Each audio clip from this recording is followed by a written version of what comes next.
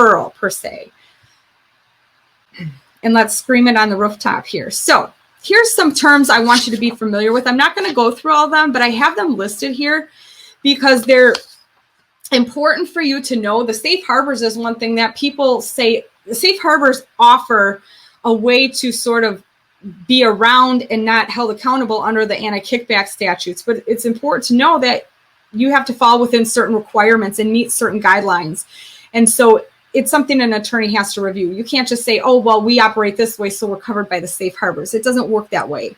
Same thing with physician self-referral laws. How many of you can say you know or you work for a company that's a family practice and they have a business down the road that you refer to, whether it be MRI facility or a lab, that falls into potential issues of violating the Stark Law. Now, it's important to know that this is physician self-referral laws, but as of recent, they've been looking to change this so that it incorporates PAs and nurse practitioners. But the basic, at the basic level, you have to understand you can't self-refer. So I'm not saying any arrangements you're set up with is wrong, but you have to really look at your relationships with vendors and make sure they're legitimate. And then exclusions. If you get in trouble, they are going to exclude you. They can exclude you from operating any federal healthcare program, seeing any federal healthcare patients. Medicare, Medicaid, state Medicaid will fall in suit. Your Department of Labor, TRICARE. And this is to the extent that if you are an excluded provider, you can't even be at a facility like as a receptionist or cleaning toilets if that company accepts federal payments. So it's pretty extensive. Trust me, I've been there. I was excluded for a minimum of 5 years. I got reinstated in July of 2019. Was it 2019? 2019. Time flies, when you're doing all these things. So it's a huge thing. So that means I'm no longer an excluded provider, but you don't want to be on that list. Civil monetary penalties laws, they will fine you. Even if you're not found criminal, and you can be held accountable with your state licensing boards for civil suits or civil issues. Controlled Substance Acts, you guys can look into that and understand on your own. Now, identifying fraud. Here's the thing we have to understand. This is medical business. This is not necessarily related to how you care for patients. It can be, but a lot of it can fall in the business category. So as we go out into practice, we're taught, okay, let's just not kill a patient. Let's make sure we're following the standard of care.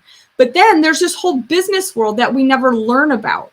Who even regulates your license? Most people think, okay, I just need to have, pass my boards, get my NCCPA certification. I need malpractice insurance. Hopefully you know that. And then, I've got to have a job and a collaborating physician, get those agreements in place. But there's so much more to that because you have all these privileges that are tied to your license that if you lose one, they all fall.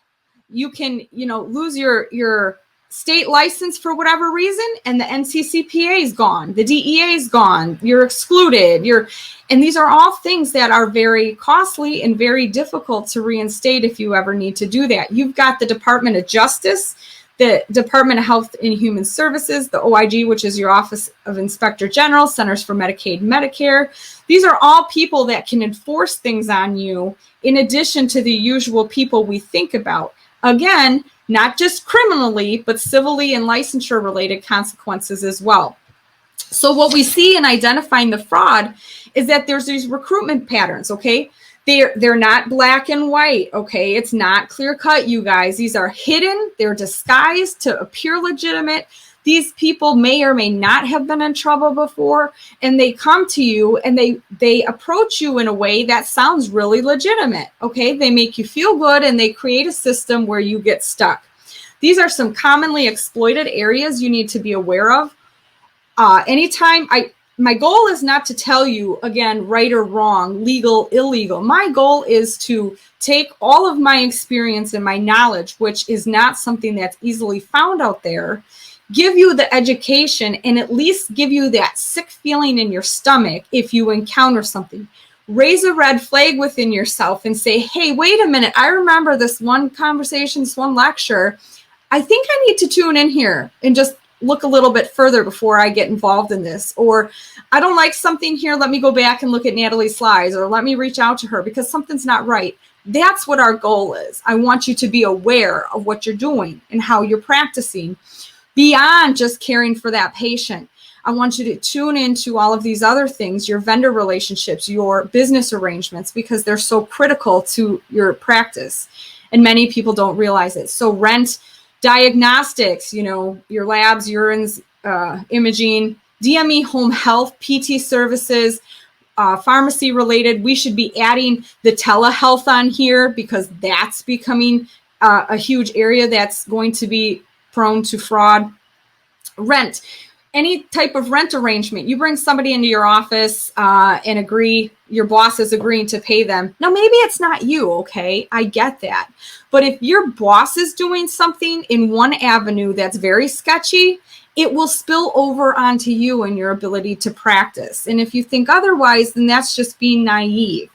Open your eyes and be aware. Rent, fair market value. You can't pay $10,000 for a 500 square foot space to draw blood, okay? Diagnostics, are they medically necessary? You need to document everything. You can't just be handing out knee braces without documenting the medical necessity for them. There can't be any sort of hidden incentive or arrangements with the orders. You can't be promised to get 10% of all the service fees that are generated. Avoid free items. I will show you that. People don't realize sometimes that you can't give out free urine drug screening cups. Why? Because if a company is giving you that, it could be a promise that you're returning the testing to them. That's seen as a kickback. So I've had people say, what, are you kidding me? I will show you a case at the end of the lecture that is the exact scenario that happened. Supervision fees. Are you a qualified supervisor? As PAs, one of the things that I encountered was supervising nuclear cardiac stress tests in Michigan. I was in a rural area, brought in a big rig every other week, and they ran nuclear cardiac stress tests on patients. And I was paid a supervision fee, which made sense to me, to monitor and oversee if anything happened to those patients when they were given the medication and undergoing these testing. Well, here's the problem. You got to make sure you're a qualified supervisor. Medicare and Medicaid sort of sets that standard. For my scenario, PAs were not. You need to confirm the supervision fee and make sure it's something that is agreeable by the payer. For example, in my scenario, I was paid, let's say $100 or $150, depending on the type of the insurance, okay? So it wasn't a flat fee. That was problem number one, because it varied based on the type of the insurance. But number two, the supervision fee per Medicare fee schedule was only like $17 a patient.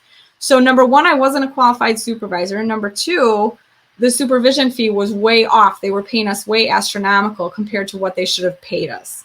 So that's something, that case regarding the nuclear cardiac stress test never actually culminated into much than some court stuff, but it wasn't anything I was held accountable for. I'm just giving you an example that was brought to my attention by the federal prosecutor that was way wrong. So then we've got the DME home health stuff. This is huge, you guys. Why? Because you've got all these visiting nurses, visiting physicians. Everybody's wanting to come in your home. The elderly are vulnerable. They're prime targets. They don't review their EOBs. They don't know what's going on. They're just taking their doctor's words for things.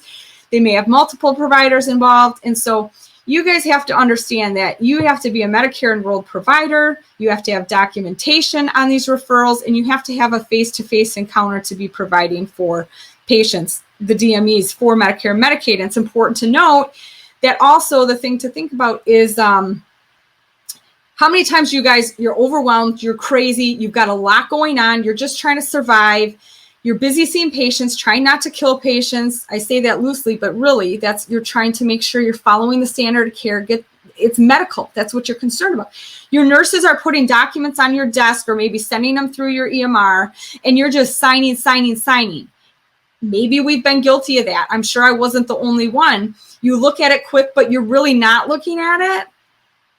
And then it's something that's going to get you in trouble because you're just signing. So I encourage you to make sure you're aware of what you're signing. If it's a DME order, make sure it's legitimate. Make sure the company down the road that's sending you a continued PT order, make sure it's legitimate, and make sure your patient actually needs it. So pharmacy related, you guys, I'm not even going to spend too much time on this because I'm sure you know how much the DEA has cracked down, all the increased state and federal regulations on prescriptions. What I encourage you to be in tune to is caution on these urine tox screens.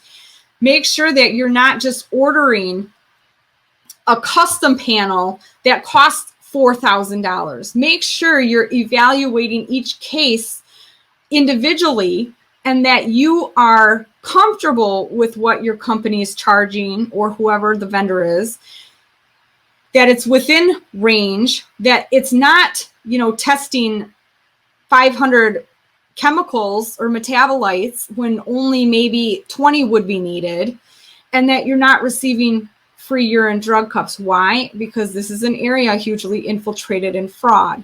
And if you're just doing things without thinking about them, it can have consequences later on.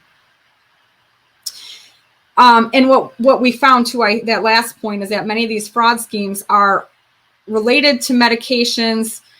So the government goes in and they may not have a reason to pin anybody down on a different type of fraud scheme or healthcare fraud charges or kickbacks, but they go in and they start investigating and watching and sending out their agents to spy and using wiretaps and things like that. And then they find that, oh, by the way, we've got an opioid issue here, and we can certainly get the provider on that. So you want to make sure you're practicing with all your ducks in a row. Free or reduced services is a big thing, because if you're not documenting a patient's financial hardship and you're waiving the co-payments for patients, but then practice B is charging the co-payments for patients as they're required to, it could be seen that you're trying to buy the patient's visit. I had a student at one of the lectures I talked at this spring say to me, but this happens all the time. Yes, it does, but it doesn't mean it's right. There's a link to a roadmap for new physicians I sent. It's in the slides here at the end. I want you to read it because it says this precise thing in there. You can't be waiving these charges without documenting financial hardships. And if you're doing it regularly, again, it could be seen as trying to buy that business by offering kickbacks. So real life examples. Here's some in the Chicago area. Now, Sacred Heart Hospital, this was one of my points about the hospitals. People think, oh, I'm with the hospital, I'm safe, I'm protected, but you're not. And this is from 2016. If you don't know, Sacred Heart Hospital's been shut down for a few years, probably 5 years at least now, maybe even 6. But in this case, what you see is there was an Oak Brook doctor that went to prison. But what you have here is that he was paying kickbacks, and he had this. It's not usually just one person. Okay. They get multiple people in this indictment, obviously, because there's the people giving and the people receiving the kickbacks, but he was paying kickbacks in return for referrals for services covered under these federal healthcare programs. And so what's happening is they're saying that you have these kickbacks and you're giving referrals. Well, is any of the care really medically necessary? Probably not. You're now being induced by money. You're developing your plans of care based on money instead of what the patient actually needs. So this guy, it was Sacred Heart Hospital, and he went to prison. You can read more about it if you would like, but they were also, in exchange for the referrals, they were providing this doctor for, the doctor was providing them physician assistants and nurse practitioners, and there was a lot of stuff going on. So you can see how there were nurse practitioners and PAs wrapped up in this scheme.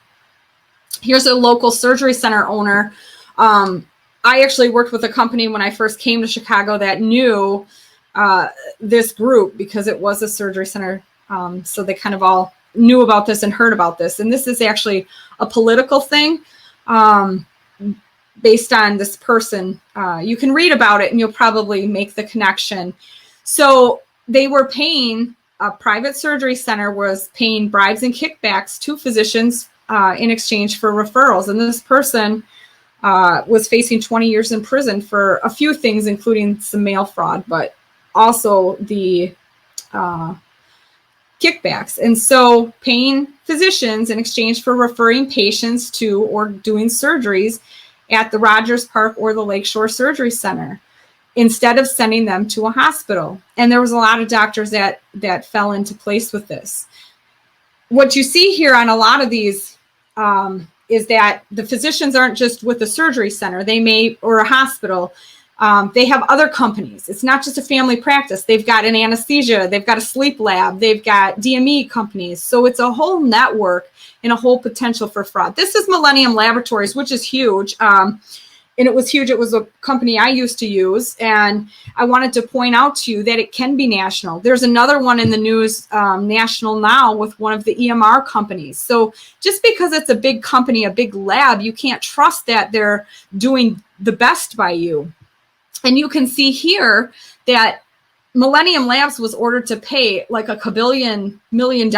Now, you and I are never going to be offered that opportunity. We're going to have to pay what we have, and it's going to exhaust our bank accounts, okay? We're not going to be able to settle. We are going to be facing prison for things like this. But they were able to settle a lot of money. And if you look here, what you'll see is they were ordering excessive numbers of urine drug tests and creating these custom profiles I mentioned instead of individualizing them.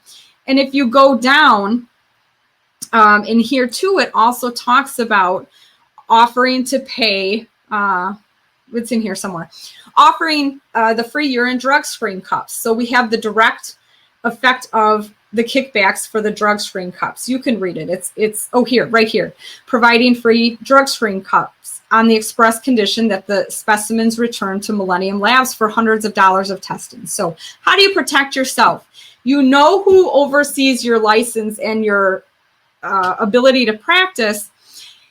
You need to educate yourself, be updated on the relevant laws, and stay up to date. Check out resources I provided in this lecture. Review your local cases. Those cases, click on them, see what they're about, read about them.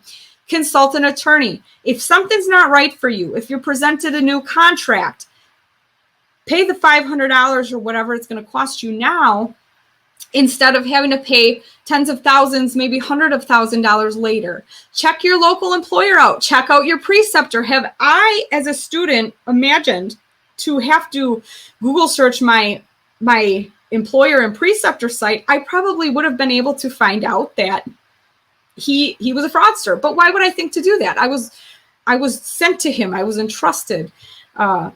And trusted other people on that. But you can check out your employers. You can make sure that nothing's wrong. My thought is that everybody deserves a second chance in the event that there's something that goes wrong in their career. However, you need to disclose it, okay? Practice as an aware provider. You need to be tuned into the things in this lecture. You need to be aware of your business and practice like you're always being watched. And then if necessary, report and move on. There's a lot of PA jobs out there. There's a lot of jobs for you. You don't have to feel like you're ever stuck. Here's some